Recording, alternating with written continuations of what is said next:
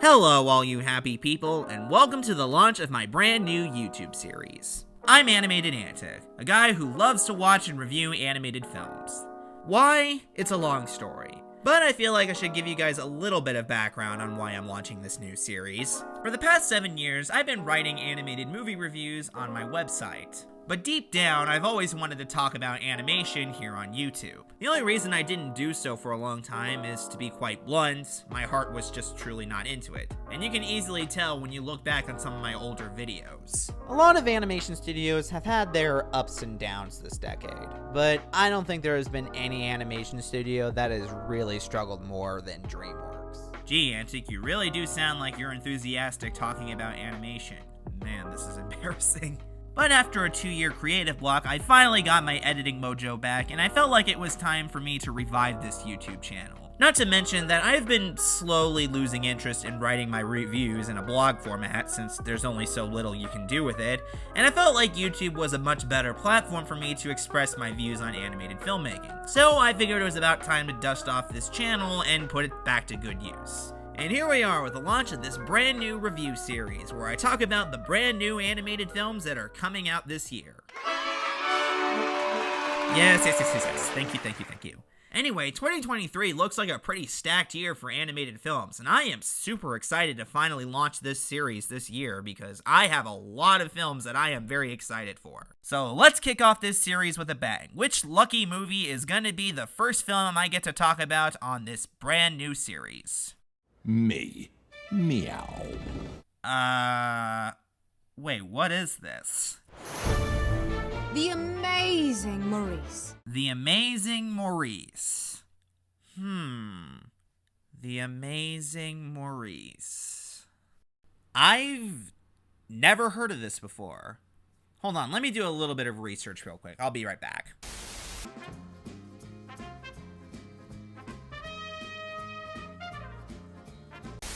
Okay, I'm back. So here's what I gathered from my little bit of research that I've done on this film. So this movie is in fact based on a book, The Amazing Maurice and His Educated Rodents, which is one of the novels in Terry Pratchett's long-running Discworld series. Now, I've never read a single Discworld novel, and my knowledge on this series is very limited. The only thing Discworld related I do know is that one of the books, Mort, almost got made into a film by Walt Disney Animation Studios. Yeah, believe it or not, Disney almost made a Discworld adaptation, and it was gonna be directed by John Musker and Ron Clements. It was supposed to be their directorial follow-up to The Princess and the Frog, and there's even some concept art online of what the movie could have possibly looked like. But because Disney couldn't get the rights, the movie was never made, and Musker and Clements went on to do Moana instead.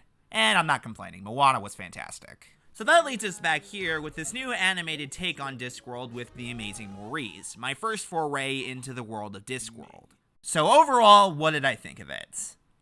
I gotta be honest, guys, I was really not very impressed with this. It's kind of a shame because the book does seem quite clever and witty, and it's won a few awards, so I know it's well liked.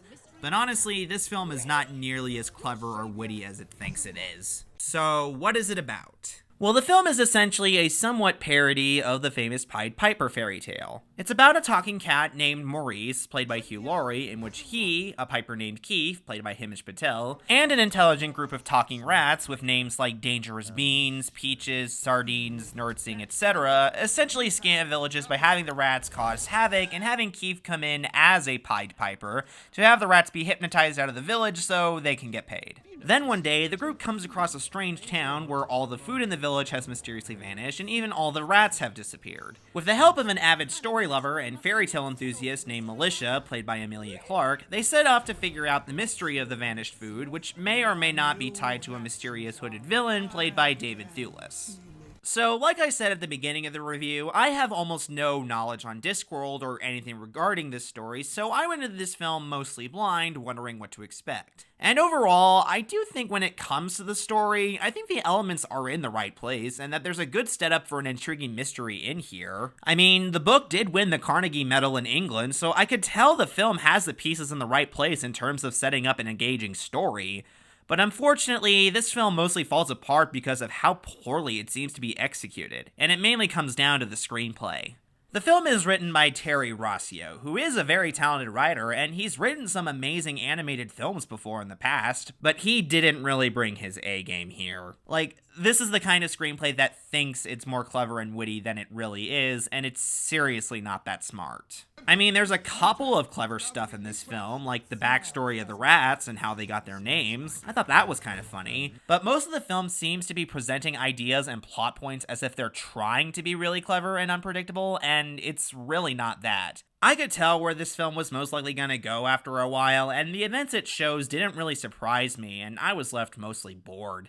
The major scenes in this film include a rescue mission where the rats try to save one of their comrades from some dogs, and it just came and went, and I didn't feel like there was a lot of tension involved. And even the stuff with how the Pied Piper was involved with this film by the end just wasn't that clever or witty. Like, this film feels like it is constantly winking to the audience, and it gets tiresome after a while. And I'm not saying that films cannot be predictable in order to be good. Films can absolutely have predictable stories, but it usually comes down to the great execution and memorable quirks that can push them into greatness. It was one of the reasons The Bad Guys made my top 5 last year. And this film just doesn't have the story or execution to back it up, nor the characters for that matter. The cast is certainly trying with these characters. Both Hugh Laurie and Emilia Clarke are giving great performances, but the writing they've been given just doesn't elevate them.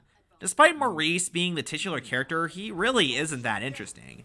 He's mainly the stubborn protagonist who learns to be more caring to others and selfless rather than selfish, but he doesn't seem to get a whole lot of development or personality, which makes him just a one-note character.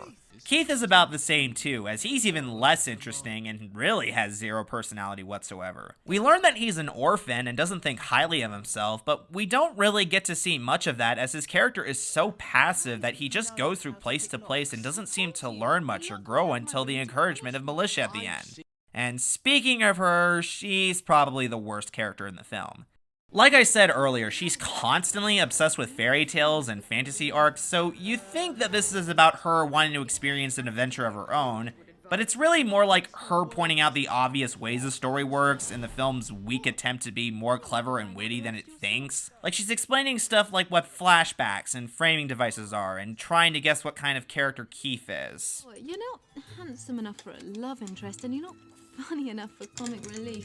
Maybe you're just a sympathetic friend who serves as a sounding board to help me resolve my ethical dilemmas. It gets really obnoxious and tiring after a while. And I'm all for meta jokes. I love jokes that break the fourth wall and play around with what kind of story this is, but this character really beats it into the ground, and I got pretty sick of it after a while. Though I did like the rats, as they were fun to watch, and the scenes they had genuinely felt like they were growing as characters and learning about things, and even the villain was kind of fun too, even if I didn't find him all that menacing or threatening. As far as the animation goes, I wasn't very impressed with it either. The whole film kind of looks like an animated film from 2012 and not 2023, and it just looks rather awkward and off. The film does have some great character designs, and I know this because they show us some of the hand-drawn concept art of them during the credits, but I don't know if they translated well the computer animation. Or at least the humans. The rats are excellently designed and look really good, and I think Maurice is okay, but the humans like Keith and Militia looked really off. They seem to look more like rubbery dolls, and the way the lighting hits off of them doesn't do it any favors. Like, it just looked strange. You know, now that I'm looking over the script and thinking about it, it seems like the only thing I really liked about this film involved the rats. Maybe they should have just made the whole film about them. I don't know. I just found The Amazing Maurice mostly mediocre. There's elements here that I do like, and I think this film could have been a fun and witty, clever spin on fairy tales, but apart from the stuff with the rats, the story was not nearly as clever or funny as it thinks, and it needed a much better screenplay. The animation looks really behind the times and somewhat off, and the characters lacked personality and fell flat. Honestly, I think I'm going to give this film a 5. It's just not a very funny or compelling film, and it's certainly not nearly as smart as it thinks it is. If you want to watch a much better animated film with a talking cat that plays around with fairy tales and is pretty clever and witty, you're better off watching Puss in Boots: The Last Wish instead.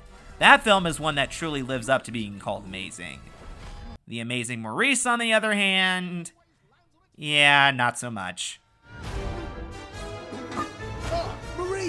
Amazing, Maurice.